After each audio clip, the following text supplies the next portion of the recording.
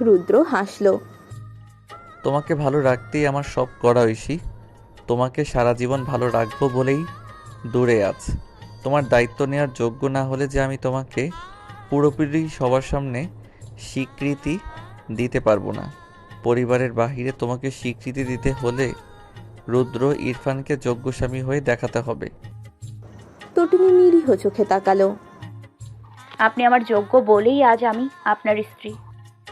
রুদ্র চোখের দিকে তাকিয়ে বলল, এটা তুমি আমাদের পরিবার মানবে ঐশী। সমাজ তোমাকে বেকার ছেলের স্ত্রী ভাববে। তোমার স্বামীর যোগ্যতা দেখে তোমাকে ট্রিট করবে। তোমাকে আমি সমাজের সামনে যোগ্য মর্যাদা দিব ঐশী। তুমি হবে যোগ্য স্বামীর যোগ্য বউ। তটিনীর বুক ভরে গেল। আপনাকে একটু ছুঁয়ে দিতে ইচ্ছে করছে। রুদ্র এবারে গভীর চোখে চাইল। চোখ বন্ধ করো, আমাকে কল্পনায় দেখতে চেষ্টা করো, তারপর ছুঁয়ে দাও ইচ্ছে মতো। তটিনী রুদ্রের দিকে তাকিয়ে চোখ বন্ধ করলো। কল্পনায় ছুঁয়ে দিতে গিয়ে স্ক্রিনে চুমু দিয়ে ফেলল সে। রুদ্র হেসে বলল, তুমি রোমান্টিক হয়ে গেছো বউ। এত দূরে বসে তোমার রোমান্টিকতা দেখতে ভালো লাগছে না। আমার কাছে আসার জন্য প্রস্তুত হও। তটিনী লজ্জা পেল। রুদ্র গম্ভীর স্বরে বলল, লজ্জা বাদ দিয়ে পড়তে বসো। অনেক তো ঘোরাঘুরি করেছো। জাতীয় বিশ্ববিদ্যালয়ে পড়ো বলে কি পড়তে হবে না? তোমাকে প্রাইভেট ভার্সিটিতে ভর্তি করতে হবে দেখছি। তটিনী চোখ বড় বড় করে তাকালো। একদম না, আমি প্রাইভেটে পড়বো না, অনেক প্যারা দেবে। তো পড়তে হবে না? আপনি রোম্যান্টিকতা বাদ দিয়ে পড়াশুনো নিয়ে পড়েছেন কেন? কেমন স্বামী আপনি? রুদ্র মেনে নিল। বলেও লাভ হবে না এই মেয়েটাকে। কাছে থাকলে না হয় ধরে বেঁধে পড়ানো যেত। তটিনী ঠোঁট উল্টে বলল, আপনি রোমান্টিকতা বাদ দিয়ে পড়াশোনা নিয়ে পড়ছেন কেন? কেমন স্বামী আপনি? রুদ্র ভ্রুকুচকে বলল, স্বামীর ভূমিকা যদি এখন পালন করতে চাই তো তুমি আমাকে আর ফোন করবে না। কেন করব না? অবশ্যই করব। তুমি চাও আমি করি? অবশ্যই অবশ্যই। রুদ্র ঠোঁট কামড়ে হাসল। ঠিক আছে, যাও, নাইট ড্রেস পরে আসো।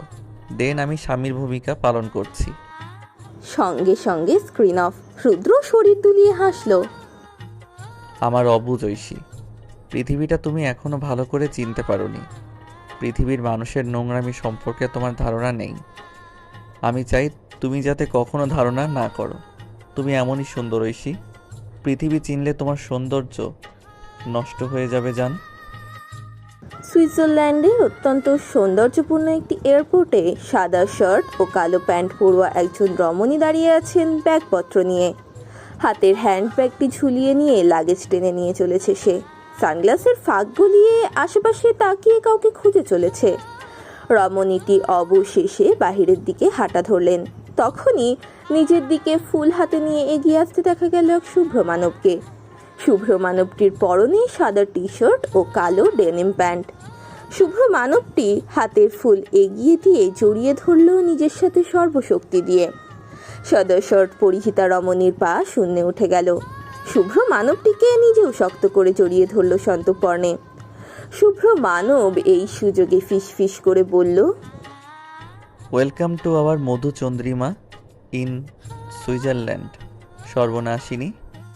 তটিনীর ঠোঁটে জায়গা করে নিল শুভ্র মানবটির অতৃপ্ত ঠোঁট। বিদেশের এই মাটিতে এসব নর্মাল, সুতরাং তটিনী বাধা দিল না। নিজেও বহুদিনের অতৃপ্ত অনুভূতি থেকে বের হতে ডুব দিল তৃপ্তিময় শুভ্র মানবের ঠোঁটের ভাঁজে। আশেপাশে এমন অহরহ ঘটছে। নিজের কাঙ্ক্ষিত মানুষকে বহুদিন পর কাছে পেয়ে তৃষ্ণার্থ মানব মানবীরা ঝাঁপিয়ে পড়েছে একে অপরের প্রিয়জনের উপর। রুদ্র বেসামাল হয়ে গেল। তটিনীর গলদেশে মুখ ডুবিয়ে থাকলো অনেকক্ষণ। তটিনী নিজেকে নিয়ন্ত্রণ করলো। যতই হোক তারা বাঙালি, এবার তার একটু আনইজি ফিল হচ্ছে বটে। রুদ্রের হাত ধরে গাড়িতে চেপে বসলো তটিনী। সামনের ড্রাইভার নিজ মনে গাড়ি চালাতে ব্যস্ত। রুদ্র ধৈর্যহীন হলো। পুনরায় ডুব দিল তটিনীর মধ্যে। হাত বাড়িয়ে ছুঁয়ে দিল স্পর্শকাতর সব জায়গা। বহুদিন পর সেই একই স্পর্শ পেয়ে তটিনীর ঘুমিয়ে পড়া শরীর শিরশির করে উঠল। রুদ্র টেনে নিজের কোলে বসিয়ে দিল, নিজের দিকে ফিরিয়ে নিয়ে ডুব দিল প্রিয়তমার বুকের ভাঁজে। গাড়ি থামলো রুদ্রের ফ্ল্যাটের বিলাসবহুল বাড়িটার সামনে। বিল্ডিংয়ের একটি ফ্ল্যাটে থাকে রুদ্র। ড্রাইভারকে ব্যাগপত্র নিয়ে যেতে বলল সে। ড্রাইভার ব্যাগপত্র নিয়ে ফ্ল্যাটের উদ্দেশ্যে গেল। রুদ্র তটিনীকে কোলে তুলে নিল গভীর অনুভূতির জোয়ারে ভেসে। ড্রাইভার ফ্ল্যাটের সামনে ব্যাগপত্র রেখে চলে গেল। যাওয়ার আগে চাবির সাহায্যে খুলে দিয়ে গেল রুদ্রের ফ্ল্যাটের দরজা। রুদ্রের কোলে করেই তটিনীর গৃহপ্রবেশ হলো। রুদ্র তটিনীকে নিয়ে প্রবেশ করলো ফুলে সজ্জিত কামরায়। চারিদিকে ফুলের বাহার দেখে তটিনী অবাক হলো। রুদ্র ঠোঁট কামড়ে বলল, কতদিন পর তোমাকে কাছে পাচ্ছি, প্রস্তুতি তো করতেই হয় ওয়াইফি। তটিনীকে বিছানায় বসিয়ে দিয়ে রুদ্র বের হয়ে গেল। ব্যাগপত্র সব এনে রেখে দরজা লক করলো সে। তারপর এগিয়ে আসতে লাগলো তটিনীর দিকে। তটিনী শার্টের বোতাম ঠিক করার চেষ্টা করলো। ফ্রেশ হয়ে নিন আগে। রুদ্র বলার সুযোগ দিল না। দীর্ঘ 1 বছরের দূরত্ব ঘুচিয়ে ফেললো তাদের। এত ভালোবাসার জখমে তটিনীর শরীর ব্যথা করতে লাগলো। রুদ্র সেগুলোর ধার ধারলো না। একের পর এক ভালোবাসার চাদরে মুড়িয়ে নিল তটিনীকে। তটিনীর এত ভালোবাসার চাদরে মুড়িয়ে হাঁসফাঁস করলো, কিন্তু তবুও যেন মন ভরল না কারো। রুদ্র চূড়ান্ত পর্যায়ে নিয়ে গেল সেই আদুরে ভালোবাসার চাদর। এবার যেন তৃষ্ণা মিটল দুটো অতৃপ্ত মনের, দুটো অতৃপ্ত আত্মার। সেইভাবেই রুদ্রের উপর নিজের সম্পূর্ণ শরীর ছেড়ে দিয়ে বুকে মুখ গুজে লুকিয়ে তৃপ্তির হাসি দিয়ে ঘুমিয়ে পড়ল তটিনী। রুদ্র সেই ঘুমন্ত মুখশ্রীতে আদরে আদরে ভরিয়ে দিতে লাগলো। পেটের কাছে গরম কিছুর অস্তিত্ব অনুভব করে তটিনী রুদ্রের ঘুমের মধ্যে গভীরভাবে জড়িয়ে ধরল। রুদ্র নিজের কাজে লেগে পড়ল। তটিনীর ঘুম ছুটে পালালো। রুদ্রের উন্মুক্ত বক্ষে চুমু খেয়ে সায় দিল নিজের মতো। সুইজারল্যান্ডে রাত 12টা তখন। রুদ্র বাংলাদেশে নিজের বাড়িতে ফোন করে তটিনীর ঠিকভাবে পৌঁছানোর কথা জানিয়ে দিয়েছে। সে আপাতত কিচেনে গরম গরম খাবার তৈরি করতে ব্যস্ত। তটিনী প্রচণ্ড শীতের মধ্যে হিটার ব্যবহার করে গোসল করেও থরথর করে কাঁপছে। রুদ্র খাবার বানিয়ে নিজে হাতে খাইয়ে দিল তটিনীকে। নিজে খেয়ে সব গুছিয়ে রেখে বারান্দার দোলনাতে তটিনীকে কোলে নিয়ে বসলো। বারান্দার একটি থাই গ্লাস খুলে দিল রুদ্র। লম্বা হুডি গায়ে জড়ানো দুজনেরই। তটিনীর হাত পা গরম কাপড়ে ঢাকা। রুদ্রের বুকে মাথা ঠেকিয়ে সে বহু কাঙ্ক্ষিত তুষারপাত দেখতে লাগলো। রুদ্র বসার আগে বারান্দার এক কোণে মোবাইল সেট করে এসেছে। একের পর এক ক্যান্ডিড ফটো ক্লিক হচ্ছে দুজনের তাতে। রুদ্র মোবাইল হাতে নিয়ে তটিনী ও তার ছবি পোস্ট করলো। ক্যাপশন দিল, মধুচন্দ্রিমা ইন সুইজারল্যান্ড। এই পোস্ট সোশ্যাল মিডিয়ায় ভাইরাল হলো। ভাত পড়লো না রুদ্র ও তটিনীর আত্মীয় স্বজনও, সবাই দেখলো। রূপান্তর তটিনীর ফোনে বার্তা পাঠালো, জামাই পেয়ে বান্ধবীর কথা ভুলে গেছিস হারামি। তটিনী ও রুদ্রের রিলেটিভদের মধ্যে তুমুল আলোচনা হচ্ছে। ইতিমধ্যে রোবানাহার ও ঈশানীর ফোনে অনেকে ফোনও করেছে। তারা সেগুলো খুব ধীরে সুস্থে হ্যান্ডেল করেছে। মিনহাজের সাথে মেসেজে কথা বলার এক পর্যায়ে রূপান্তর বলল, আমার বিয়ে করার আগে সুইজারল্যান্ডে হানিমুনে যাব সেই ইচ্ছে জেগেছিল, কিন্তু বিয়ে তো হলো, বাট সুইজারল্যান্ডে হানিমুনে যাওয়াটাই হলো না এখনো।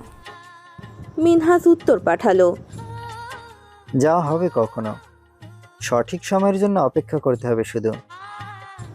রূপান্তর বলল, তোর পড়াশোনা কেমন যাচ্ছে?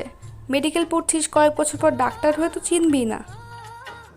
মিনহাজ হেসে রিপ্লাই দিল, আর কাউকে চিনি আর না চিনি নিজের বউকে তো ভুলতে পারবো না।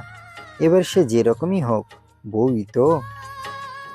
এইবারে রূপান্তর লিখল, তখন যদি বউকে আর স্বীকৃতি দিতে ইচ্ছে না হয়? চৌধুরী বাড়ির পুরুষেরা কাপুরুষ নয় রূপান্তর। রূপান্তর দমে গেল। মিনহাজ শুধালো, আমি এত সভ্য নই রূপ। পুরো পৃথিবীর সামনে সভ্যভদ্র হলেও তোমার সামনে আমার অভদ্র হতে ইচ্ছে করে, কিন্তু আমি আটকে যাই। তুমি ফ্যান্টাসিতে ভুগছো রূপ। তুমি কি চাও তা তুমি কখনো নিজ মন থেকে ভাবোনি, সবই উপরে উপরে ভেবেছ। আমি চাই তুমি ফ্যান্টাসি ছেড়ে মন ভাবো। আমি তোমার জন্য সঠিক কিনা, তুমি আমাকে নিয়ে পুরো এক জনম কাটাতে পারবে কিনা। তোমার পরিবার, সমাজ আমায় মানবে কিনা। সবই ভাবো রূপ, আমরা কোনো মানুষই ভুলের ঊর্ধ্বে নই। খারাপ দিক আমারও আছে, সেগুলো নিয়ে ভাবো।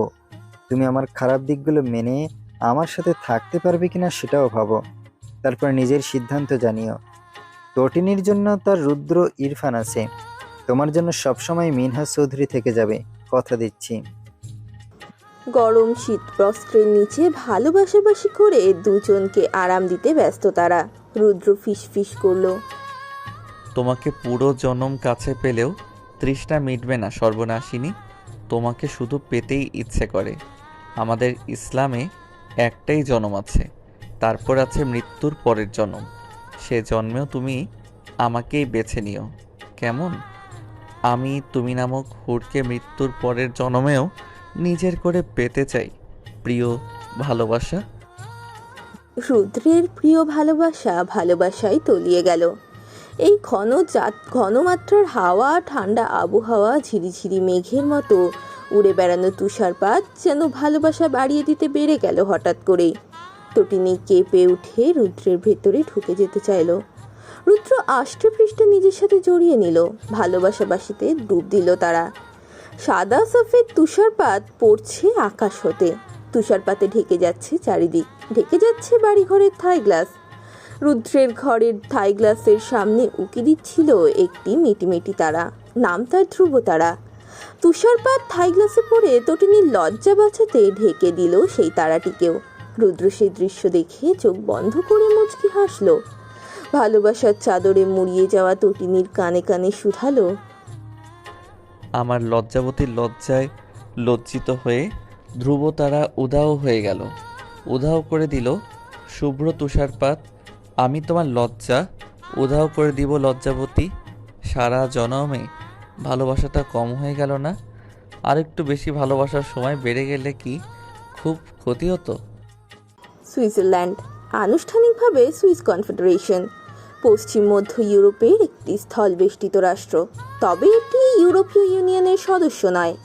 এর মুদ্রার নাম সুইস ফ্র্যাঙ্ক এবং বাৎসরিক স্থূল দেশজ উপাদানের পরিমাণ 512.1 বিলিয়ন সুইস ফ্র্যাঙ্ক 2007 খ্রিস্টাব্দ অনুযায়ী। তটিনী ও রুদ্র ঘুম থেকে উঠে ফ্রেশ হয়ে রেডি হয়ে নিয়েছে। রুদ্র আজ থেকে তটিনীকে পুরো সুইজারল্যান্ড যতটুকু পারে ঘুরে দেখাবে, সেরকমই প্রস্তুতি নিচ্ছে তারা। স্নিগ্ধ সুইজারল্যান্ডের প্রতিটা বাড়ি সাধারণত বৈশিষ্ট্য হলো কাঠের দোতলা আর চারপাশে নাম না জানা অসংখ্য ফুলে ভরা বাগানে ঘেরা। মনে হবে শিল্পীর তুলিতে আঁকা কোনো একটা ছবি, সৃষ্টিকর্তার যেন ঢেলে সাজিয়ে রেখেছেন এটিকে। তো তিনি মুগ্ধ হয়ে মুখে হাত রেখে অবাক হয়ে তাকিয়ে দেখছে সব। সৃষ্টিকর্তার কি অপরূপ সৃষ্টি! ট্রেন ভ্রমণ সুইজারল্যান্ডে সবচেয়ে ব্যয়বহুল, তবে আরামদায়ক ও নিরাপদও বটে।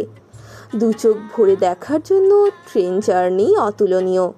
পাহাড়, লেক, প্রকৃতির শোভা পরিবেষ্টিত সুইজারল্যান্ডের সৌন্দর্য উপভোগ করতে হলে ট্রেনের বিকল্প নেই। কারণ পাহাড়ের খাঁজে খাঁজে ট্রেন এবং কেবল কারে চড়ে বাইরের মনোমুগ্ধকর দৃশ্যাবলী উপভোগ করা সে শিহরিত হওয়ার মতো এক বিষয়। আপনার কাছে তখন মনে হবে, এ কোন বিস্ময়কর দুনিয়াতে এসে পড়লাম। রুদ্ররা লুরজন থেকে বিশাল প্রমোদতরিতে লেকের এক মাথা থেকে অন্য মাথায় চক্কর দিয়ে দ্রুতগামী প্যানোরামিক ট্রেনে চড়ে ল্যাঙ্গার্ন শহরে এসে নামলো। ল্যাঙ্গার্ন থেকে ইন্টারলেকেনের এই পথটুকু হচ্ছে সুইজারল্যান্ডের প্রধান কয়েকটি পর্যটন স্থানের মধ্যে অন্যতম। দিলওয়ালে দুলহানিয়া লে যায়েঙ্গে সহ অসংখ্য হিন্দি সিনেমার শুটিং এই ক্যান্টিনেই হয়েছিল। বলিউড এরিয়া নামেই এই ক্যান্টিনটি সুপরিচিত। তটিনী মুখে হাত দিয়ে সব দেখতে লাগলো। তার চোখে মুখে খুশি উপচে পড়ছে, সাথে টিকরে পড়ছে বিস্ময়কর সব ভাবনারা। রুদ্রের হাত ধরে সে সব ঘুরে দেখতে লাগলো, সাথে নিজের সাথে ক্যামেরা বন্দি করতে লাগলো বিস্ময়কর এই জায়গাগুলো। তারা একটি পাহাড়ে উঠলো। তটিনী পাহাড়ে চোখ বন্ধ করে শুয়ে পড়লো। রুদ্র পাশে শুয়ে নিজের সাথে জড়িয়ে নিল। প্রকৃতির এই বিস্ময়কর রূপে মুগ্ধ হয়ে দুজন তাকিয়ে রইল দুজনের দিকে। রুদ্র কপালে গম্ভীর চুম্বন করলো। প্রকৃতির কাছে এসে তোমাকে আরো সুন্দর লাগছে ঐশী, চেহারায় ন্যাচারাল গ্লো করছে। তোমাকে আমার কাছে প্রকৃতি কন্যা বলে মনে হচ্ছে। তটিনী সবুজ রঙের পোশাকে নিজেকে আবৃত করেছে। হাত কাটা সবুজ গাউন, সাথে পাথরের অসম্ভব সুন্দর কাজ করা অর্নামেন্টস। তটিনীর মাথায় রুদ্রের পরিয়ে দেওয়া সবুজ পাথরের মুকুট, এ যেন সত্যি এক প্রাকৃতিক সৌন্দর্য। রুদ্র মুগ্ধ চোখে তাকিয়ে নিজের নিজস্ব প্রকৃতি কন্যাকে দেখতে লাগলো। চোখে আলো পড়ার কারণে চ্যুত হলো তারা।